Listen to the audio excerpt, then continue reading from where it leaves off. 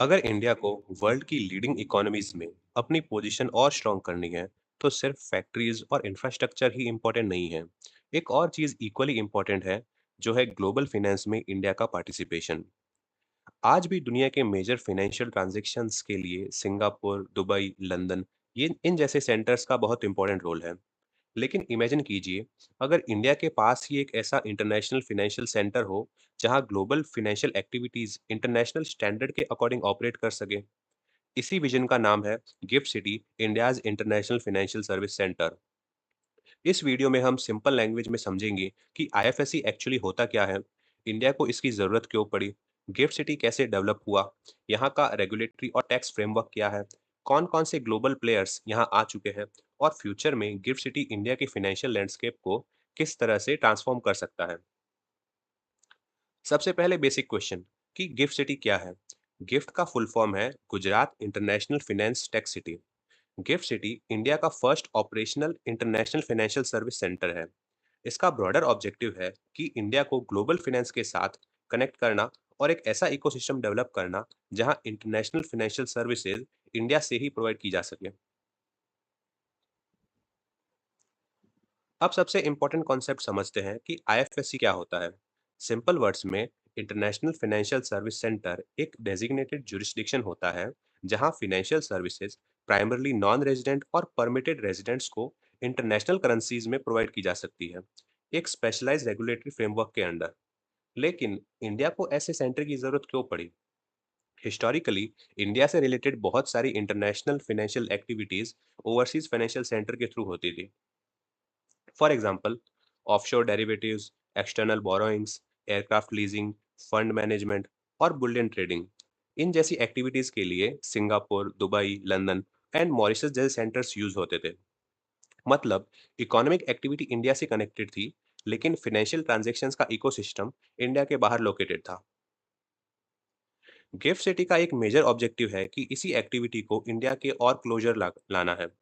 और उसके अलावा विजन ये भी था कि इंडिया एक global competitive hub for banking, capital markets और फिनटेक डेवलप करे।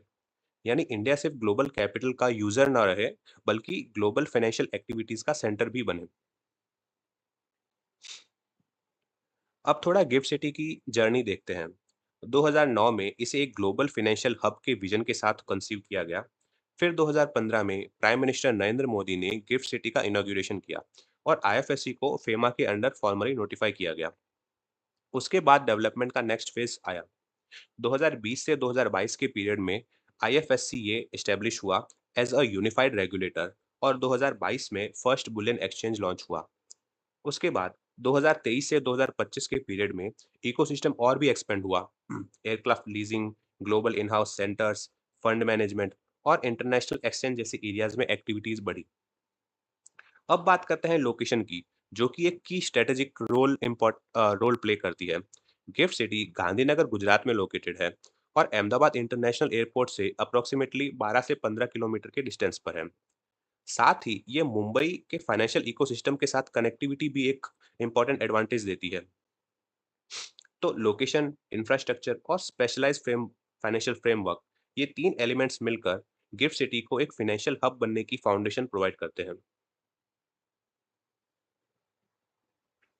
अब किसी भी फाइनेंशियल सेंटर के लिए एक बहुत इंपॉर्टेंट क्वेश्चन होता है रेगुलेशन। गिफ्ट आईएफएससी के केस में यहाँ एक की इंस्टीट्यूशन है, आईएफएससी है यानी इफ्सका, यानी international financial service centre authority. IFSCA 2020 में इफ्सका एक्ट के अंडर स्टैब्लिश हुआ और गिफ्ट आईएफएससी में फाइनेंशियल सर्विसेज का यूनिफाइड रेगुलेटर है। इससे पहले डिफरेंट फाइनेंशियल सेक्टर्स के रेगुलेटरी पावर्स अलग अलग रेगुलेटर्स के पास थे, जैसे आरबीआई, सेबी, आईआरडीएआई और पीएफआरडीए। आईएफएससीए का आइडिया बेसिकली एक यूनिफाइड रेगुलेटरी फ्रेमवर्क क्रिएट करना है। इसका बेनिफिट ये है कि फाइनेंशियल प्रोडक्ट्स और सर्विसेज के लिए रेगुलेटरी प्रोसेस कॉम्पिटिटिवली स्ट्रीमलाइन हो सके। अब देखते हैं कि एक्चुअली गिफ्ट आईएफएससी में कौन-कौन सी फाइनेंशियल सर्विसेज या एक्टिविटीज हो सकती है। सबसे पहले है बैंकिंग एंड कैपिटल मार्केट्स। यहाँ इंटरनेशनल बैंकिंग यूनिट्स के साथ इंडिया आईएनएक्स और एनएसई आईएफएससी जैसे प्लेटफॉर्म्स हैं, जहाँ डेरिवेटिव्स, करेंसी और कमोडिटी रिलेटेड प्रोडक्ट्स अवेलेबल है। सेकंड इंपॉर्टेंट एरिया है एयरक्राफ्ट और शिप लीजिंग।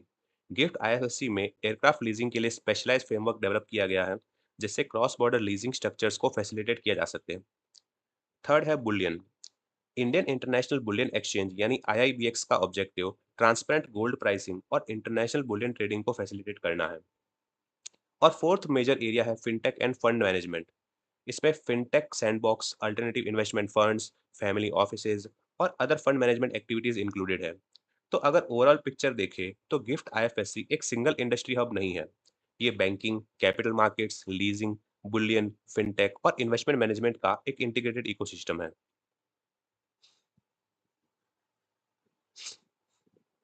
अब आते हैं एक बहुत प्रैक्टिकल क्वेश्चन पर, कंपनीज गिफ्ट आईएफएससी में क्यों आएंगी?